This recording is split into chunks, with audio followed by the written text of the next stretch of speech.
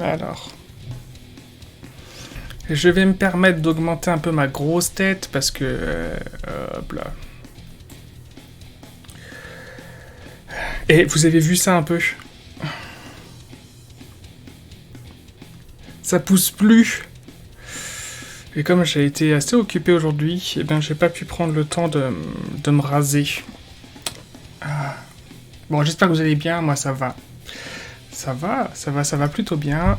Attendez, comme je vais être un peu me poser, je vais un peu me poser comme ça dans mon fauteuil. Je vais un peu redescendre la caméra comme ça. Est-ce que le retour de la lumière, ouais, ça a l'air bien. Il y a assez de lumière. Ouais, il y a assez de lumière.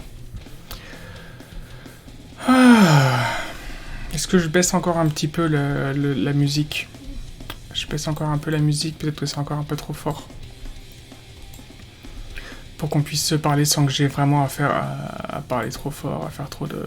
Quoi que la dernière fois, j'avais mis à 30... Je sais plus. Allez, on va mettre à moins 27. Voilà. J'ai baissé 2 tons encore. Est-ce que c'était 2 tons symboliques ou est-ce que ça resterait efficace? Je ne sais point. Ok, si, ça a l'air pas trop mal au niveau de ma gueule, tout ça. Qu'est-ce qui se passe? Pourquoi j'ai un bouton là sur la tête? Bon, peu m'importe. Bon, j'espère que vous allez bien, moi ça va. Fou, il fait chaud, hein, n'est-ce pas? Alors.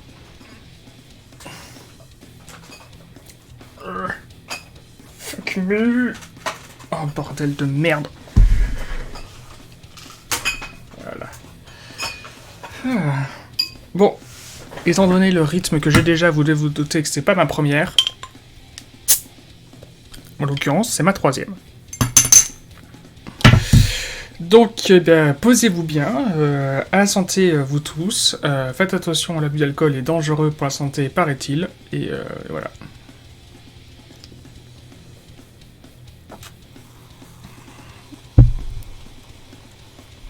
Je ne fume pas, mais de temps en temps, on peut boire. Étant donné notamment la chaleur qu'il fait en ce moment, nom de Dieu. Alors, nous sommes sur le site de Warhammer Community, mais avant toute chose, avant de parler des news en elles-mêmes qui ont été libérées, transmises, mises à notre disposition récemment,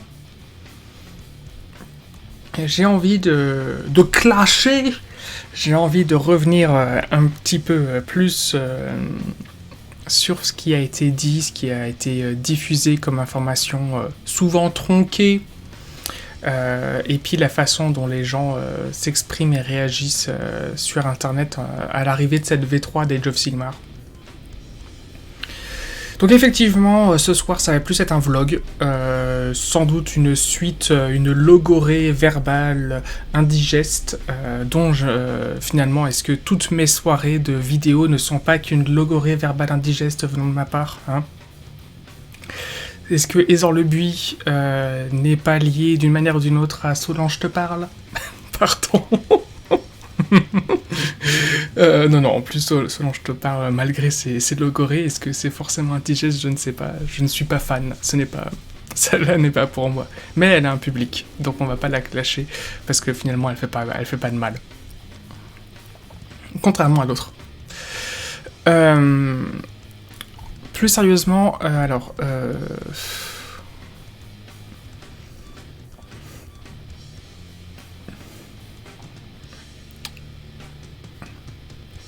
J'ai pas envie de faire du clash, j'ai pas envie de me prendre la tête avec des gens, mais quand même...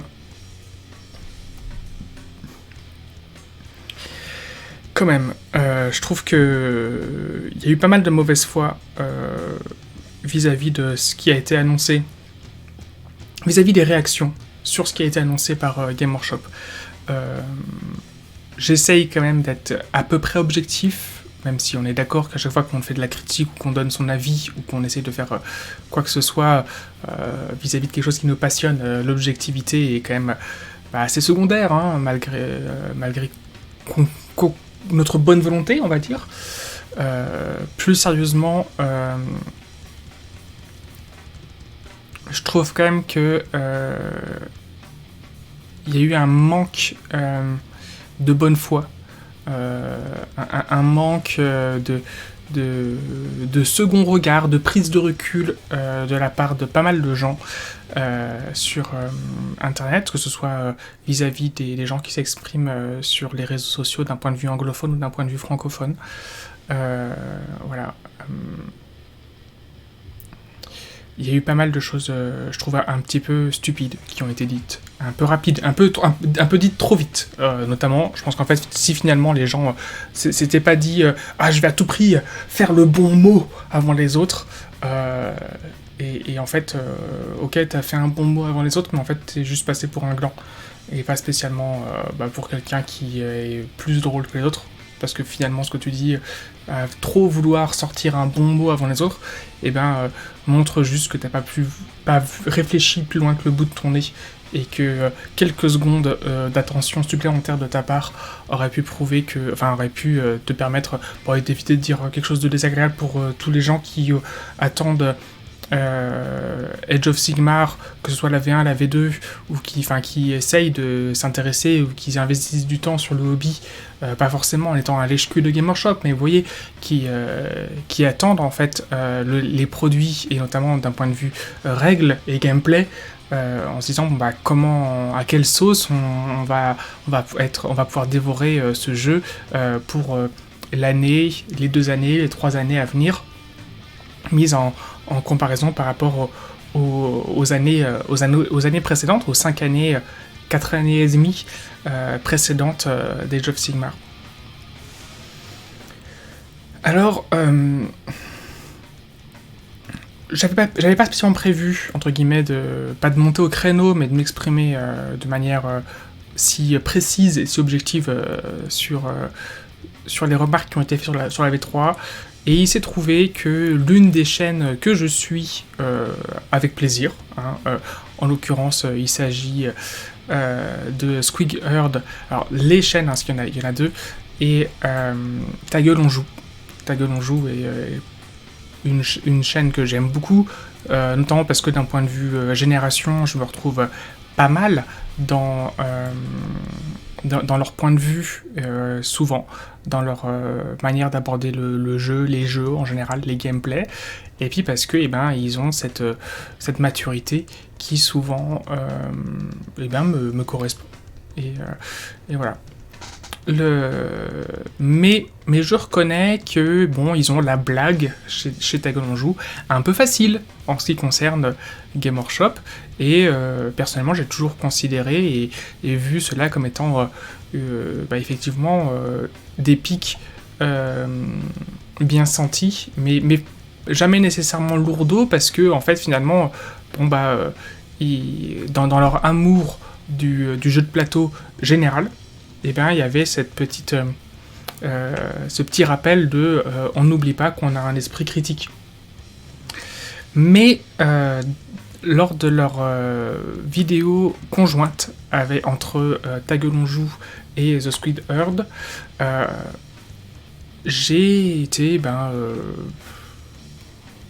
toute proportion gardée, désagréablement surpris, ou pas surpris, mais par certaines remarques qui ont été faites au cours de cette vidéo de la part des membres de Ta Gueule on joue.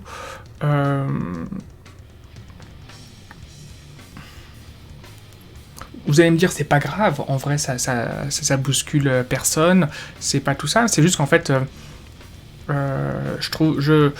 j'ai quand même l'impression que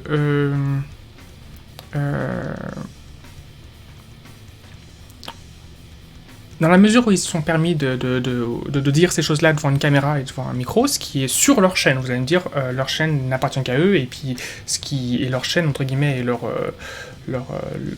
chez eux, et donc, bien entendu, qu'ils ont tout droit et toute permissivité pour s'exprimer de la manière dont ils l'entendent sur leur chaîne, et tout ça. Bien entendu, je ne remets absolument pas ça en cause, fort heureusement. Tout comme je me permets de m'exprimer sur le ton, sur le rythme, que je suis prêt à l'assumer, pas faire la lésion, sur ma propre chaîne. Ce que je veux dire par contre, c'est que en tant que public, en tant que viewer, en tant que spectateur de leur chaîne, personnellement, je ne suis pas d'accord avec certaines choses qui ont été dites à ce soir-là. Ce soir-là, oui, si, c'était une nuit, je crois. Bref, peu importe. Et quand même, il y a des choses qui me dérangent, notamment en fait sur... Il y a le fait d'avoir une opinion, de l'exprimer, et le fait, dans la façon de l'exprimer, le fait de la prononcer à haute voix, eh bien, l'incapacité, la non-volonté, ou l'oubli, tout simplement, hein, malgré soi, d'exprimer, en fait, d'être capable de cette prise de recul sur ce qu'on exprime, ou sur ce qu'on dit, ou le manque, peut-être, et ben, du coup, de mise en proportion, de mise en corrélation, en relation, ou d'explication sur sa propre opinion, sur les propres arguments qui ont pu être énoncés par les membres de Ta gueule on joue. En l'occurrence, je veux dire, j'ai pas tout noté. Ce sur quoi je suis pas d'accord avec ce qu'ils ont dit. Mais, tout d'abord, parmi tous les arguments, je vais les prendre un peu dans le désordre, en fonction qui me reviennent en tête. Il y a le fait, et ça a été rappelé plusieurs fois, le fait de dire, je ne joue, on ne fait des parties de Sigmar que 2-3 fois par an. C'est clair que de toute façon, on peut pas toujours... la période, depuis 1 an et demi, non, depuis un an, a été compliquée, on n'a pas pu se retrouver, que ce soit en club, ou même avec des potes tout court, pour faire des parties. C'est normal, bien entendu. Donc c'est vrai que là, la dernière année, d'un point de vue capacité de rassemblement, pour pouvoir faire des parties, elle a été très compliquée. Je sais pas ce qu'il en a été, je me souviens plus, vis-à-vis de leur habitude de jeu précédente. Il me semble qu'ils faisaient des parties plus souvent que ça. On va dire que la dernière année, ok, ils ont fait que 2-3 parties. De mon point de vue, énoncer cet argument-là pour en fait en faire une base de critique sur les règles d'un point de vue de leur complexité, du point de vue du fait que, eh bien, il y a une quantité de nouvelles factions qui ont chacune de nouvelles règles, qu'elles soient équilibrées ou non.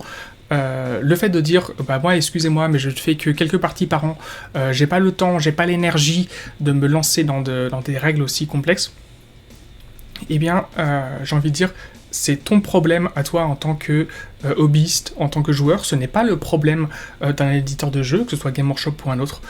Game Workshop, ils ne produisent pas, ou n'importe quel éditeur de jeu ne peut pas produire un jeu aussi lourd que un jeu comme Age of Sigmar ou que Warhammer 40 000, pour un public où en se concentrant, ou en se disant que l'une des franges économiquement intéressantes de ce public va être un public qui ne va être des hobbyistes que, entre guillemets, de tier 3, tier 4, c'est-à-dire qu'en fait, ils vont faire qu'un nombre de parties minime par an. Game Workshop, que ce soit pour la quelconque de leurs produits majeurs, hein, en l'occurrence Warhammer 40 000 ou Age of Sigmar, ne produisent pas des jeux et des boîtes qui sont faites, entre guillemets, majoritairement, notamment au niveau des factions, du fonctionnement des factions, pour être du clé en main. Ils produisent des boîtes pour être jouées en clé en main, certaines, mais la très grande majorité ne fonctionne pas comme ça. Du coup, et de toute façon, ce n'est pas leur rapport, leur équilibre économique ne fonctionne pas là-dessus. Donc de toute façon, baser un argumentaire ou une impression personnelle sur le fait j'ai pas le temps, j'ai pas l'énergie, j'ai pas la volonté, parce que je n'ai que peu de temps à accorder à ce jeu, c'est le problème du hobbyiste. Ce n'est absolument pas le problème de Game Workshop ou de n'importe quel éditeur de jeu. Parce que leur réalité économique n'est pas celle-là, tout simplement. Et c'est normal, c'est normal. Pour n'importe quel éditeur de jeu. Hein. Ensuite, l'un des autres arguments qui m'a agacé, clairement, c'est la remarque concernant le fait que les nouvelles figurines proposées par Game Workshop sont de trop bonne qualité. Comme quoi, chaque pièce, chaque nouvelle figurine serait en fait trop proche d'une qualité, d'une œuvre, comme si en fait chaque figurine à elle seule était une œuvre d'art. Alors, c'est pas nouveau, hein. Soyons clairs, il y a déjà une marge importante entre ce qui est produit actuellement chez Game Workshop depuis 2 ans, par rapport à ce qu'ils ont fait 2 ans auparavant, ce qu'ils faisaient à l'époque de Warhammer Battle. Il y a des étapes, hein, vraiment. Hein, on peut vraiment marquer, constater les... Alors attendez, je redescends un petit peu vers la boîte initiale pour vous. On constate quand même des... voilà. On constate de manière quand même très très très flagrante une mise à niveau, une mise à jour de la qualité des figurines. C'est très très simple, il suffit de constater en fait la qualité des figurines qu'il y a entre les 3 boîtes de base, alors les 2 boîtes de base et cette boîte Dominion qui est la boîte de promotion, hein, puisque a priori la boîte de base ne contiendra pas exactement ces mêmes éléments. Donc, il y a déjà, rien que là, une véritable mise à jour. Il suffit de comparer les 3 figurines de Stormcast. Hein. On avait le Liberator, le Sequitor, et là, le nouveau, c'est quoi? Non, c'était pas le Predator. Le Predator, ce sont les... les Predators, c'est eux. Donc, ceux qui sont, voilà, ce sont les Vindicators. Les Vindictors, voilà. Donc, Liberator... Sequitor, Vindictor, il suffit de prendre les figurines côte à côte, il y a de manière très très très évidente une mise à jour très nette de la qualité.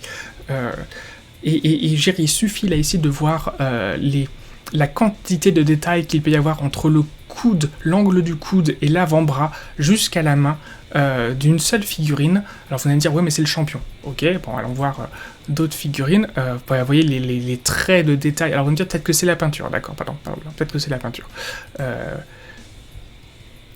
Voilà, là, vous voyez là, tous ces travaux qu'il y a, toute cette qualité qu'il y a au niveau de la...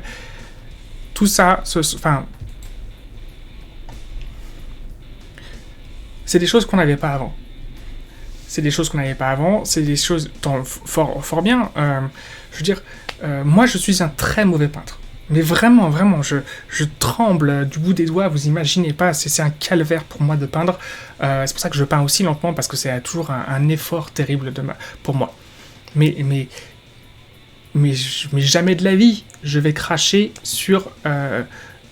les artistes et puis sur la qualité des figurines qui va arriver aujourd'hui en disant que c'est un argument négatif. Fort heureusement que une entreprise et quelle que soit la branche va chercher à produire le meilleur produit possible, que ce soit au niveau des règles. Et attendez, pour l'instant je ne fais pas de critique ou d'avis sur la qualité des règles en elles-mêmes. Pour moi, on n'a pas encore suffisamment pu les tester pour se rendre compte du tout de ce que ça représente. En tout cas, visuellement, de ce qu'on a au niveau des figurines, jamais de la vie je critiquerai le fait qu'il y ait une augmentation de la quantité de détails, de la qualité de détails. Il suffit de se balader. Je sais bien que... Ah mince, bon bah attendez. Personnellement, l'une des armées qui m'attire le plus dans Warhammer 40 000, c'est... où est-ce qu'ils sont ? C'est l'Adeptus Mechanicus. Alors, l'Adeptus Mechanicus, on le sait, c'est plein de petits fils, plein de petits tuyaux, plein de petits trucs. Il y a une quantité de détails considérable sur les figurines de l'Adeptus Mechanicus. Je le sais, tout le monde le sait, on le sait, ce n'est pas une armée qui est, entre guillemets, débutant en peinture friendly, je sais pas comment dire, qui est forcément, en termes, pour un débutant en peinture, très accessible. Mais c'est, entre guillemets, ça aussi, c'est le problème du peintre. C'est pas le problème des auteurs et des sculpteurs chez Game Workshop. Et puis même, peu importe la quantité de détails qu'il y a, eh bien, entre guillemets, tout dépend du schéma de peinture choisi pour pouvoir, entre guillemets, sortir quelque chose qui va être cohérent je dis beaucoup entre guillemets, mais finalement, il tient qu'à nous de choisir un schéma de peinture qui va nous permettre, entre guillemets, d'absorber plusieurs éléments de détail ensemble dans la même couleur et que ça paraisse cohérent, et puis et même à la limite, que tous ces éléments de détail nous paraissent logiques, même dans la même couleur. Je veux dire, là, on a des tuyaux, et ben il est tout à fait possible d'avoir des tuyaux qui... ils auraient pu faire le tuyau tout en argenté. Non, là, ils l'ont fait en noir et jaune. Et puis suivant l'angle de peinture, il y a des tuyaux qui peuvent être tout métallisés ou avec un effet de volume. En ce qui concerne les nouvelles figurines, de mon point de vue, c'est absolument pareil. Tant mieux qu'il y ait davantage de détails. Ça permet à des gens qui ont une capacité à exprimer leur grande compétence en peinture, et de l'exprimer dedans. Et puis, finalement, en fait, toute cette grande quantité de volume en creux et en relief permet aussi à des gens qui, comme moi, qui ont un très très faible, très très mauvais niveau de peinture, de pouvoir juste obtenir un résultat satisfaisant avec un aplat de couleur, puis un brossage à sec. Donc, pour moi, je suis désolé, mais dire que on est gêné, on est rebuté par le fait que les figurines proposent de plus en plus de détails, c'est vraiment, je suis désolé de le dire, mais de la mauvaise foi. Je trouve ça irrespectueux vis-à-vis des artistes qui se sont donné un mal de chien pour produire, ou un mal de chien, ou même qu'ils y aient pris du plaisir, peu m'importe, vis-à-vis de la qualité concrète des produits qui nous sont proposés. Parce qu'il faut pas déconner quand même. Enfin, si la boîte est si chère, c'est vrai, si d'autres entreprises qui font de la figurine ont du mal à nous sortir des figurines aussi classe, c'est parce que c'est pas évident de sculpter à une si petite échelle, mine de rien. Et puis de toute façon aussi, ce qui va permettre à Game Workshop de survivre dans les années à venir, dans 5 ans, je sais pas, c'est difficile de se projeter au-delà de 5 ans, vis-à-vis de la simple commercialisation et popularisation de produits comme les imprimantes 3D, c'est justement en proposant des figurines qui vont avoir un degré de détail tel que, à échelle équivalente, ce sera compliqué, voire même impossible, pour des imprimantes 3D d'obtenir le même rendu.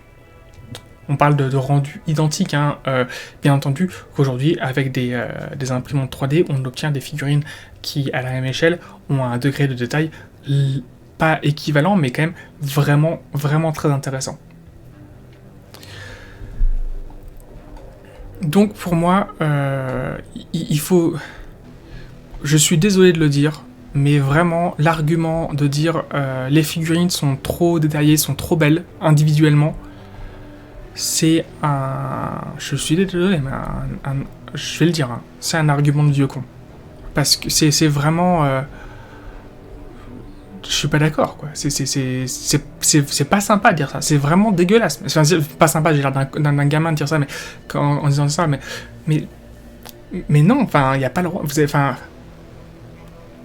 c'est pas un argument pour pointer du doigt la nouvelle version ou les nouvelles figurines de dire ça, quoi. C'est pas objectif. Enfin, c'est pas objectif. Je sais pas comment dire, quoi. Enfin, si t'es pas content de la qualité des figurines, va faire de la poterie, quoi. Va peindre de la poterie.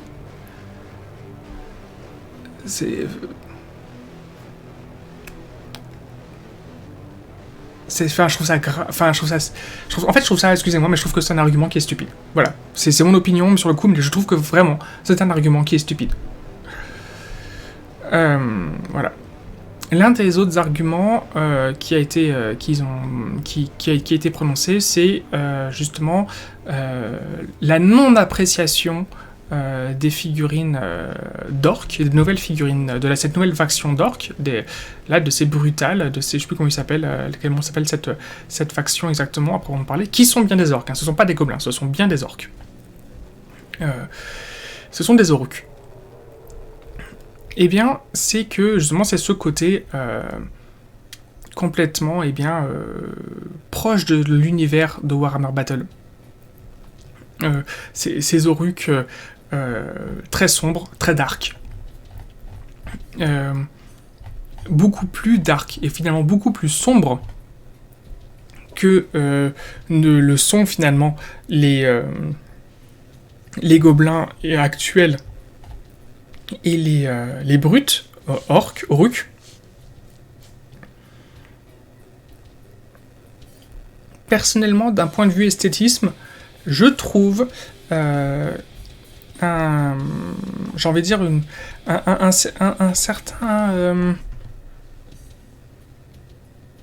certain travail, une certaine relation commune entre les armures, le cuir et tout ça, et les poses, et la disproportion entre un buste très très grand et des petits bras, mais quand même très musculeux, et tout ça, des bras courts mais musculeux, avec un buste très très, très développé. Alors effectivement, il y a un côté très orc du Seigneur des Anneaux, mais je trouve qu'au niveau des armures, l'agencement armure, cuir, tissu, armement en bois, mais avec plein et armure, là, ces plaques d'armure et ces gros boucliers, je trouve qu'il y a quand même en fait une espèce de faction qui est en fait du coup ces Auruks malingres par rapport à des Auruks plus habituels, puisqu'ils vivent dans une région reculée de Gur, qui sont donc dans les marécages. Et bien il y a malgré tout, je trouve en fait cette espèce d'unité, de faction qui est à mi-chemin entre des gobelins avec tout leur attirail de cuir et de tissu, et malgré tout ces plaques d'armure plus ou moins bien agencées qui correspondent aux Auruks, aux brutes Auruks qu'on avait jusqu'à aujourd'hui sur nos tables. Cette faction donc que sont les Auruks Warclans. Pour moi, ces Auruks ont grave la classe. Hein. Leur physique est hyper stylé, personnellement, je trouve.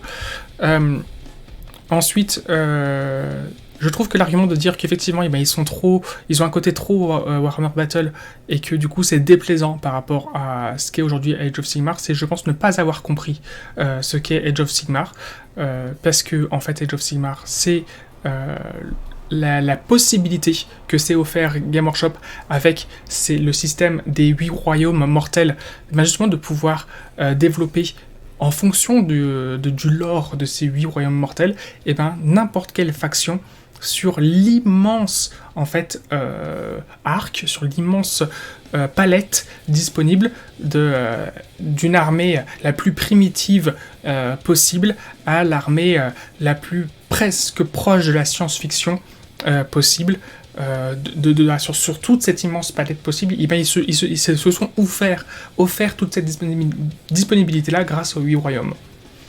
Et les Auruks, du coup, ces nouveaux Auruks, ces cruel jobs, ça, les cruel boys, ces nouveaux Auruks cruels rentrent complètement là-dedans. Ils sont effectivement dans un format, plus proche du primitif et du dark, et du dark age, tel qu'on l'avait dans l'ambiance de Warhammer Battle. Mais je suis désolé que, effectivement, on ne vous ait pas proposé. Peut-être que vous auriez voulu, effectivement, avoir des gobelins avec des squigs gonflés à l'hélium pour en faire des pirates du ciel qui aillent se confronter directement aux aux aéronefs des je l'ai sur le bout de la langue, des Caradhran Overlords. Sans doute que c'est ça que vous auriez souhaité. Effectivement, ce n'est pas ça qui est sorti.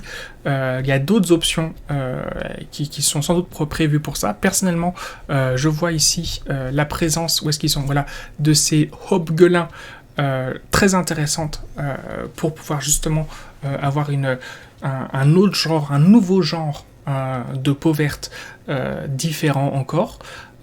qui m'intéressent beaucoup, qui sont du coup, j'imagine, des pots vertes un peu plus intelligents, très très proches avec une option très très maléfique. Je trouve que ça transpire pas mal au niveau des figurines et de leur regard, ce côté qui sont voilà, ils ont cette espèce de, ils ont le mal en eux, mais ils ont quand même là, on verra bien ce qu'est leur lore, hein, mais ils ont quand même des grenades à la main, ce qui n'est pas quand même un outil technologique et qui n'est pas du tout quelque chose qu'on a vu précédemment développé dans le fonctionnement des peaux vertes jusque-là. Et ensuite, j'ai envie de dire, peu importe entre guillemets, une opinion basée sur le fait que l'esthétisme et la peinture proposée par Game Workshop, de dire ils sont trop sombres, ils sont trop proches du médiéval fantastique et pas assez de l'heroic fantasy, et à ce moment-là j'ai envie de dire mais ça dépend complètement du schéma de peinture que vous allez leur donner. Mais vraiment, quoi, donnez-leur le schéma de peinture que vous voulez. Si vous voulez qu'il soit aussi lumineux que des Aelfes, que Teclis, eh ben mais c'est votre responsabilité. C'est à vous de les peindre de cette manière-là. Ceci est le format, entre guillemets, commun de schéma de peinture commun du lore qui est proposé par Game Workshop dans les régions très très précises de Gur où ces personnages, où ces unités, où cette faction évolue.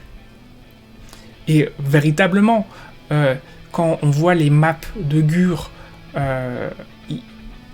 c'est tout petit, là où ils se développent, où cette faction se développe. Et c'est pareil pour chacun des 8 royaumes. Donc je trouve ça vraiment à nouveau un argument peu réfléchi et même un peu déplacé de se plaindre de l'esthétisme d'une faction. Voilà, je trouve ça un peu stupide. Clairement, à nouveau, je trouve ça un peu stupide. Peignez-les comme vous avez envie, et ça fera varier complètement le style de l'armée et de la faction. Donc voilà. Et attendez, il y avait encore un autre argument qui m'a paru bizarre. C'était quoi? Ah oui, alors ça c'est un truc que j'ai vu aussi au niveau des commentaires anglais. C'est même d'ailleurs l'un des premiers arguments qui est revenu, et j'ai trouvé que c'était un argument con. C'est effectivement la fameuse règle qui est que passer 10 modèles dans un régiment, les unités doivent être en relation avec les figurines doivent être en relation avec 2 autres figurines et plus une seule. Voilà, pour éviter les cordons de bâtard. Et pour éviter d'autres choses.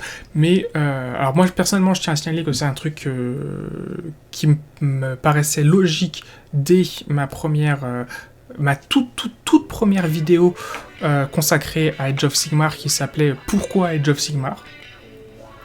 Déjà à ce moment-là, donc on remonte maintenant il y a 3 ans, 2 ans et demi, 3 ans, et dès cette vidéo-là, je l'ai dit que pour moi, la règle actuelle qui était à ce moment-là, qui était de dire il faut qu'un modèle soit espacé de 1 pouce d'un autre modèle, pour moi était insuffisante. Il fallait avoir une cohésion d'unité qui corresponde à un modèle doit être à 1 pouce de 2 autres modèles.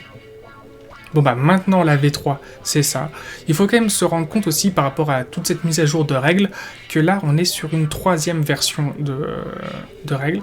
Très certainement c'est normal que cette version de Age of Sigmar fasse pleurnicher, parce que on est vraiment sur, par rapport à la première, qui était vraiment, on vous propose un truc, on essaye surtout de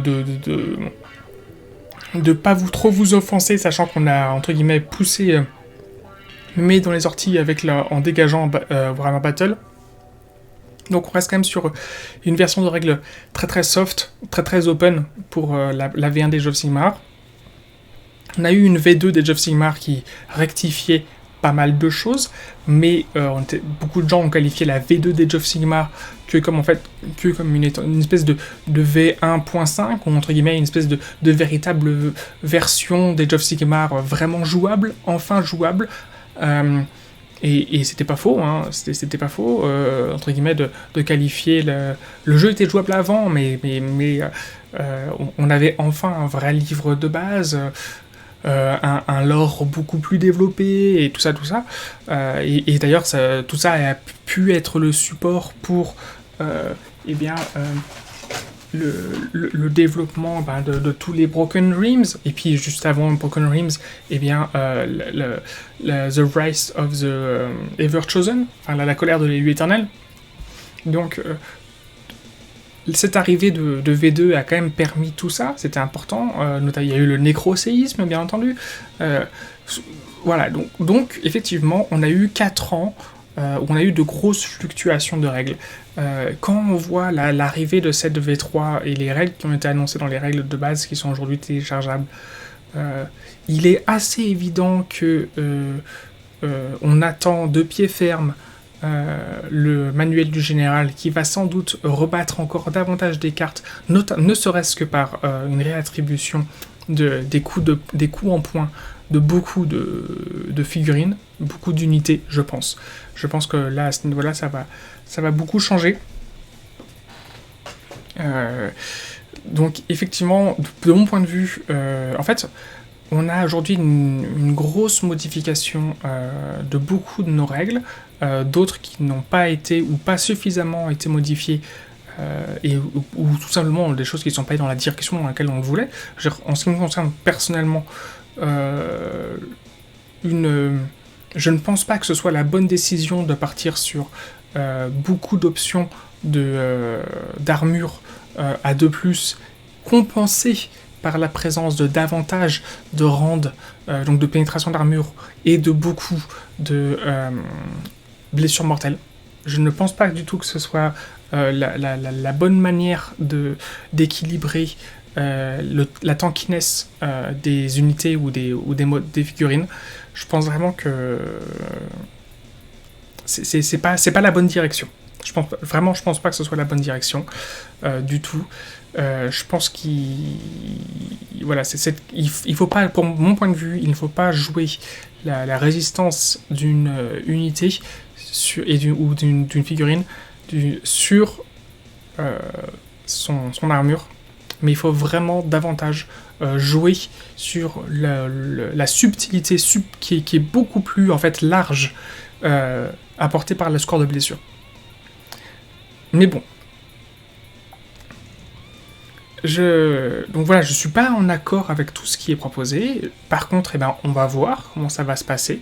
On va voir comment ça va affecter nos parties et nos jeux. On est retourné sur du coup une volonté davantage multiple unit, multiple small unit, tel que cela avait été davantage prévu ou mise en avant à la sortie initiale de Age of Sigmar. Clairement, c'est sûr qu'ils n'avaient pas prévu ils n'avaient pas voulu qu'il y ait justement la possibilité de spammer des unités et de se dire on va faire une armée à 2000 points et je vais aligner 120 fois la même figurine pour spammer une règle et une option et optimiser une règle. C'était sûr et certain que c'était pas du tout ce qui avait été voulu à l'origine lorsqu'ils ont écrit et qu'ils sont partis sur Age of Sigmar. C'est quelque chose, c'était un trou dans leur requête ou dans leurs règles qui a été exploité le temps que ça a pu être exploité pour pouvoir gagner des tournois, pour pouvoir gagner des parties. C'est comme ça. Ils repartent sur quelque chose qui correspond davantage à ce qu'ils souhaitaient. Donc quelque chose qui est plus proche d'armée en format escarmouche que en format armée majeure. Vous voyez, des armées qui ont aligné de très très grandes quantités de troupes similaires. On n'est plus sur ou on ne sera pas sur des formats entre guillemets d'armées en campagne. Hein. On va avoir des régiments et des régiments de lanciers, des régiments et des régiments de fantassins, une grande cavalerie, etc. On va davantage partir sur des armées qui vont être un peu plus optimisées et aussi un petit peu plus finalement où toute proportion gardée entre des armées de type Stormcast ou des armées de type Gobelin, avoir des unités où les modèles sont supposés être plus importants individuellement. D'où, je pense, aujourd'hui, cette influence augmentée de la statistique de l'armure. Donc, on va voir. Aujourd'hui, je suis absolument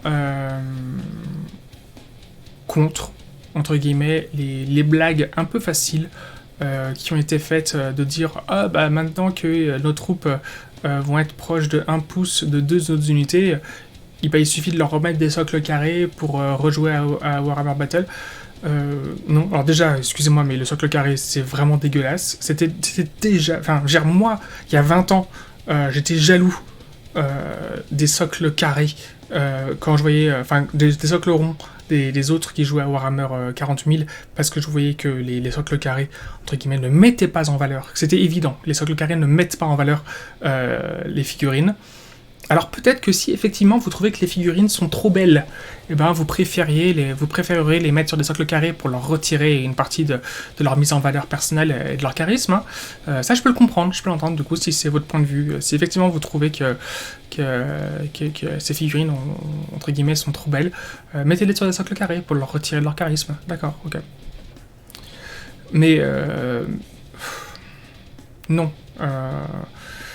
Il est Age of Sigmar sera Age of Sigmar sur du socle rond et sur le tel format. Et si ou quand Game Workshop reproposera un format de règles et d'armées adapté à ce qu'était ou ce qu'est le vieux monde de Warhammer Battle, eh bien ce sera dans complètement enfin voilà, on n'y est pas et Age of Sigmar n'est pas prévu pour ça.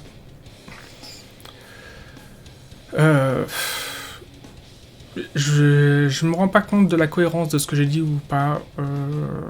J'avais besoin de le dire. J'avais besoin d'exprimer ça dans ce vidéologue.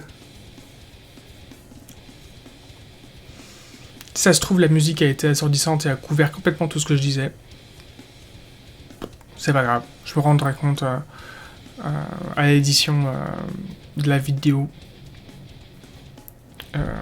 Dites-moi en commentaire ce que vous pensez de ce que j'ai dit ou de ce que les autres ont dit. Clashez-moi ou soutenez-moi. Là, je...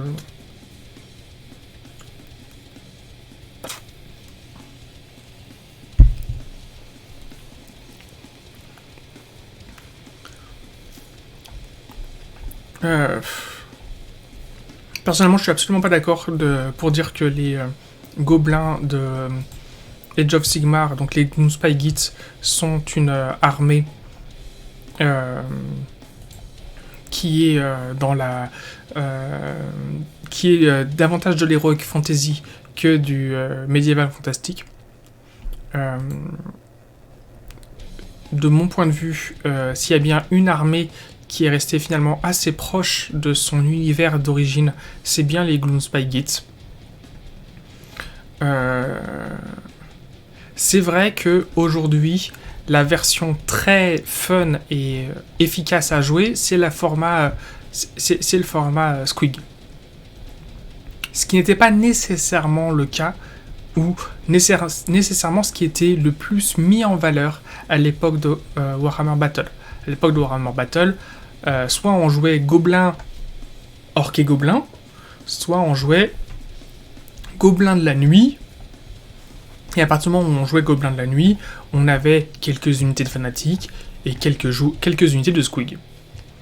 Aujourd'hui, il est effectivement possible d'avoir l'armée full squig est un véritable concept, une véritable faction dans la faction, si on peut dire.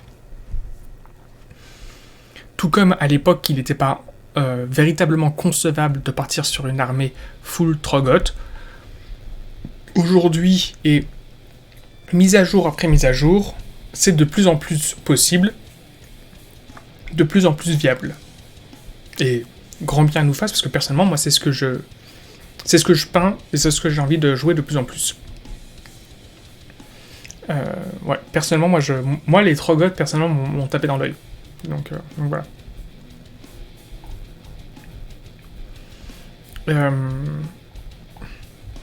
Mais pour moi, dire que les Gloomspite Gates sont une faction, entre guillemets, de la fantasy... non, oui, c'est ça, de la fantasy, entre guillemets, équilibrée ou au même titre que les Caradhran Overlord, eh bien non, pas du tout.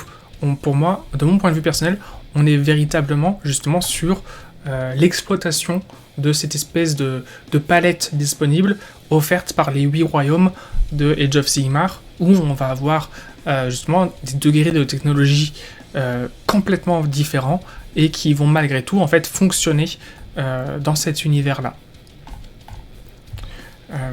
Je veux dire que Age of Sigmar est un univers purement steampunks, c'est ignorer volontairement la possibilité d'avoir côte à côte des Skaven avec toute le range de figurines et d'unités différentes à côté de toute la sauvagerie et de toute la barbarie qui nous a été mise à disposition chez les Slave to Darkness avec toutes les unités de cultistes et bon, déjà, on va voir ce qui va devenir dans la prochaine version des Chaos Marauders. Il n'est pas impossible qu'ils se fassent absorber dans tout le système des cultistes. On verra ce qu'il en sort. Mais, je veux dire, on a quand même des mecs, là, les Untamed Beasts, qui sont côte à côte avec les Cypher Lords, qui sont côte à côte avec les Splintered Fang, la Corvus Cabal, et où est-ce qu'ils sont mes préférés, les Unmade, où on a vraiment en fait des clans qui ont une culture, si on peut parler de culture pour certains, qui sont aux antipodes. Et si effectivement, certainement les Cypher Lords viennent d'une société, d'une culture et d'une civilisation, est-ce qu'on peut à proprement parler des Unmade comme ayant une culture ou même pas une civilisation, et les Untamed Beasts, si ils ont une culture, mais ils restent entre guillemets des espèces de barbares, et on peut pas parler de civilisation du tout.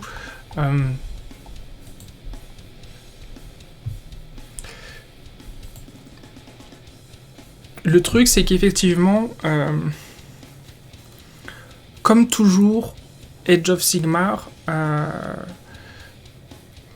fait fi du support de l'or aisé et évident qui était le Vieux Monde. Le Vieux Monde, on était vraiment sur un support d'histoire tellement évident. Le Vieux Monde, il était porté par tous les contes, les mythes, les légendes, sans forcément parler du Seigneur des Anneaux, mais en fait tout, les contes des frères Grimm, même les contes du Goupil, de Isengrin et de Goupil le renard, donc Isengrin le loup, tout ça, enfin toutes ces œuvres, tout ça entrait véritablement dans le Vieux Monde, vraiment, tout entrait dans le Vieux Monde.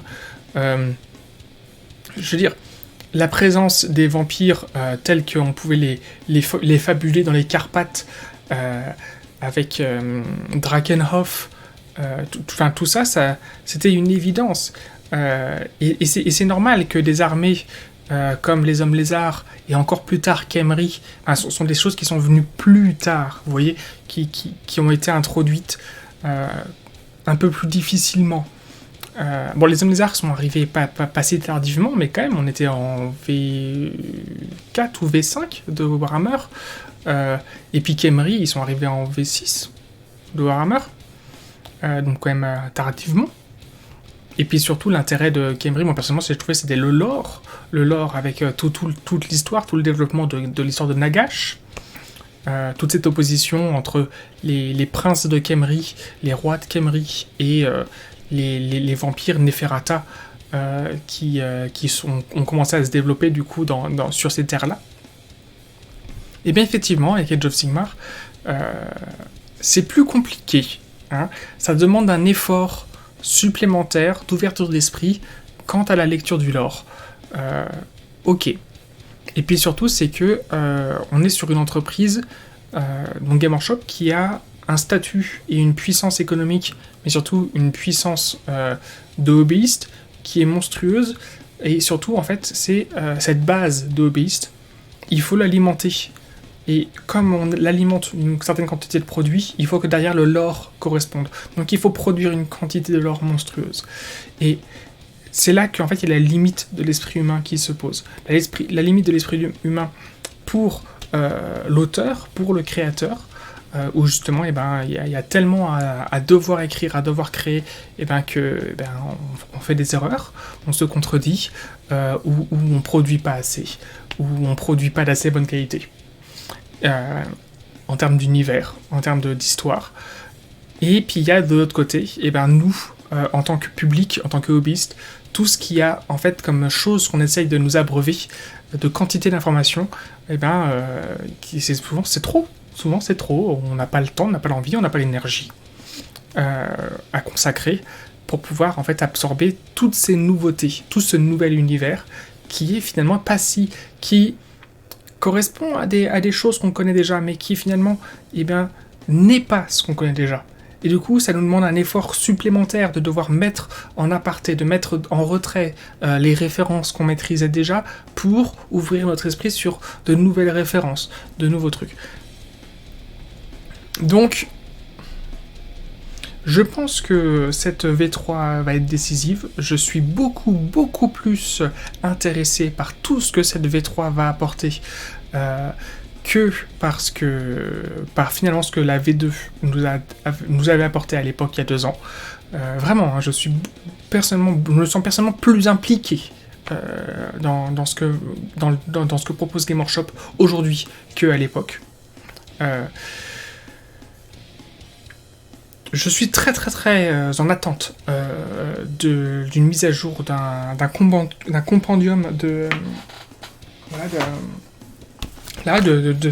du profil de bataille rangée 2021. Je pense que ça va changer beaucoup de choses.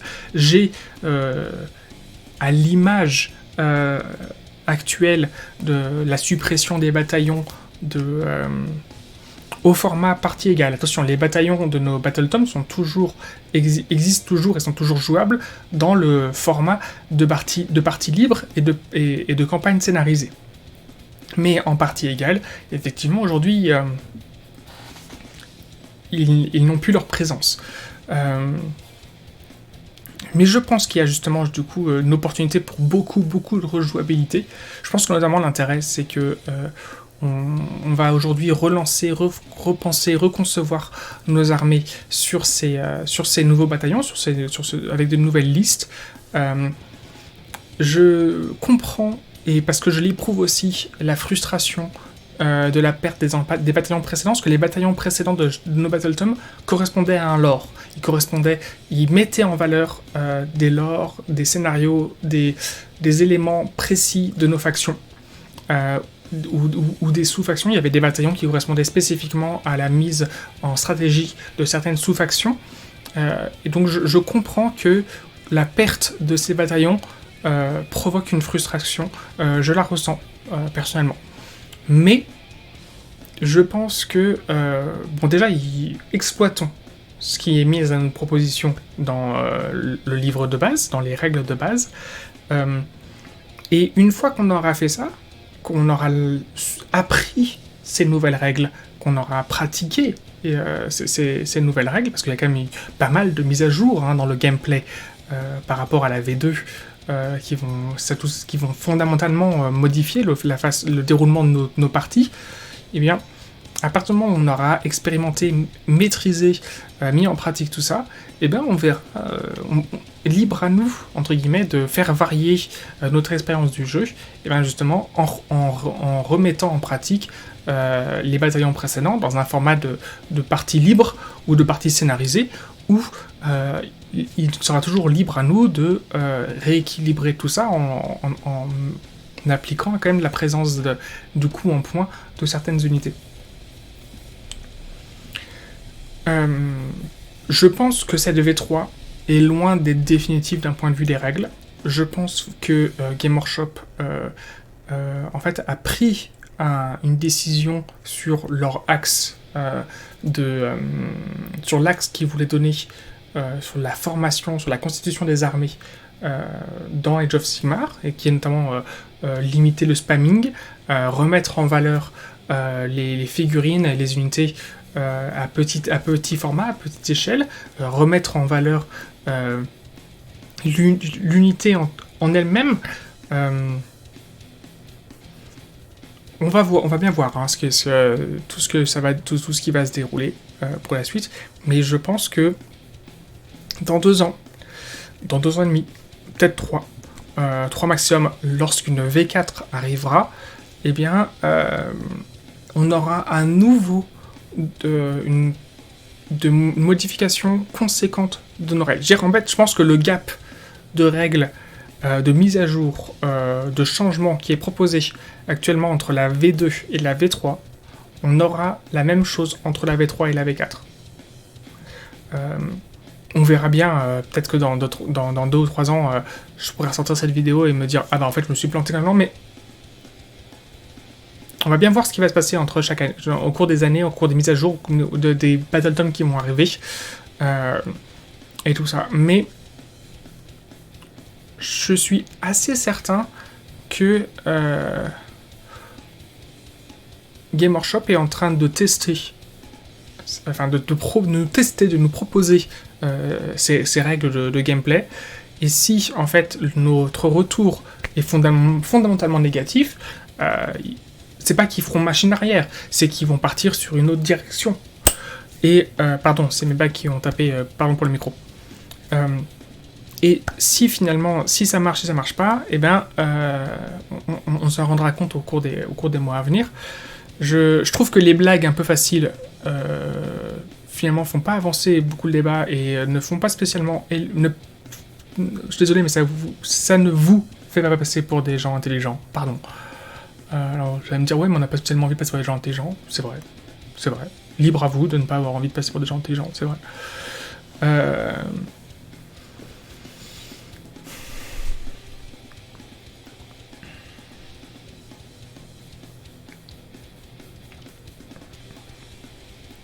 Que vous dire que j'ai vraiment hâte de pouvoir retourner dans mon club et de tester les règles de la V3 dans des conditions sympas et puis avec des armées équilibrées.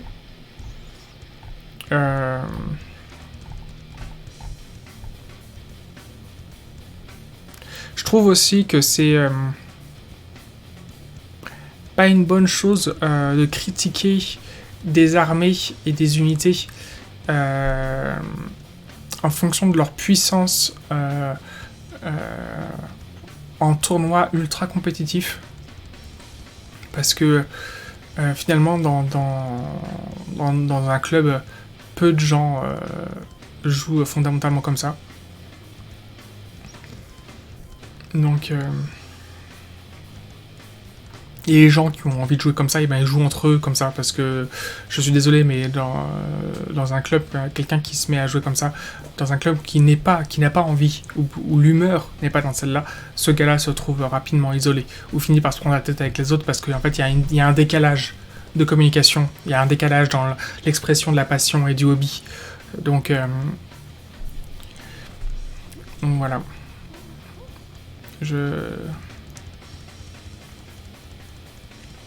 Ça reste une minorité. Les gens qui jouent n'importe quoi pourvu que ce soit pour la gagne. Peu importe, entre guillemets, le rapport de communication et de plaisir autour du hobby.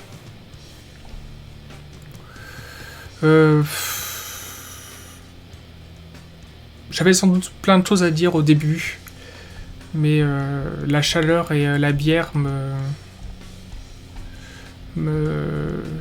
m'ôtent les mots de la bouche, on va dire. En tout cas, je le redis, personnellement, moi je suis beaucoup plus en attente. Que ce soit pour l'esthétisme des figurines, mais au niveau des règles, pour la suite, vraiment. En plus, ça me faisait un peu marrer, je suis passé aujourd'hui dans mon magasin revendeur, je finis là-dessus, je suis passé dans mon magasin revendeur, et j'étais parti en disant, bah écoutez, voilà. Personnellement, qu'est-ce que vous allez recevoir comme boîte? Il paraît que c'est assez limité, c'est assez compliqué, etc. Il me dit, justement, en plus on s'y est pris un peu tard, la quantité de boîtes elle est limitée. Alors vous, ça vous arrange parce que vous prenez des documents en version originale, mais en fait on va pouvoir recevoir que 3 boîtes a priori que 3 boîtes en version originale, on n'aura pas de VF. Je dis bon. Écoutez, si vous avez de la VO, si vous m'en mettez une de côté, c'est cool. Si elle peut arriver pas trop en retard sur les délais conventionnels, c'est cool aussi.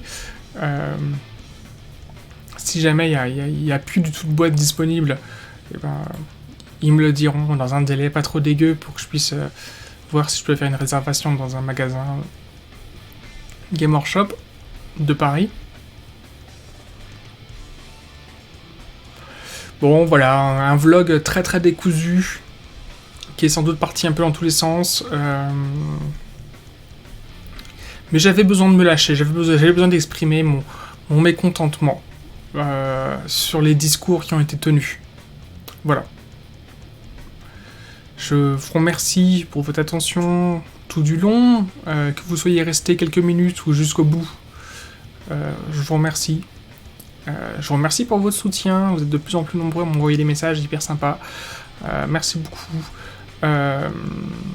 Alors du coup, je voulais le dire en tout début d'émission et je le dis du coup qu'à la fin.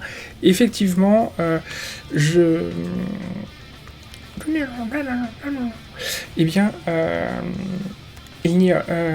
en attendant l'arrivée des nouveaux points et du manuel du manuel du général, je vais mettre en pause les analyses de Battle Tom, parce que je vois pas trop l'intérêt de faire une analyse de Battle Tom, de continuer, ne serait-ce que sur les Ogors, alors que d'ici un mois maximum, 3 semaines peut-être, on va avoir le manuel du général, enfin d'ici le 15 juillet, en fait, 15-18 juillet 2021, on aura le manuel du général 2021 avec le nouveau compendium de points.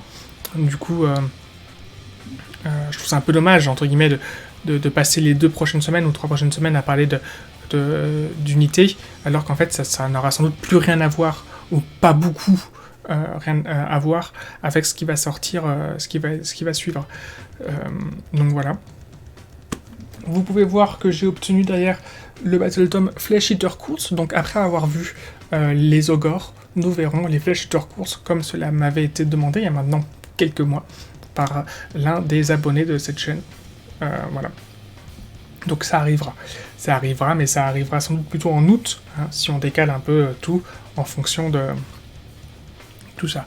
Donc réagissez, vraiment réagissez, faisons de l'émulsion, faisons de la communication. En attendant, je trouve que c'est quand même l'occasion de faire de la peinture, même si ça modifie nos listes. On a quand même une grande quantité de figurines à peindre. Enfin, moi personnellement, en tout cas, j'ai encore une grande quantité de figurines à peindre. Que dire ? Pas grand chose. Je vous remercie pour votre attention. Et puis, je suis en live régulièrement en semaine sur des jeux vidéo et sur Twitch. Et mercredi prochain, on sera en live spécifique Age of Sigmar. Je ne sais pas encore sur quoi. A priori, pas les Ogors, mais au moins un vlog, peut-être plus. Voilà. Je vous remercie beaucoup pour votre attention à nouveau et je vous souhaite à tous une bonne continuation. Ciao, ciao.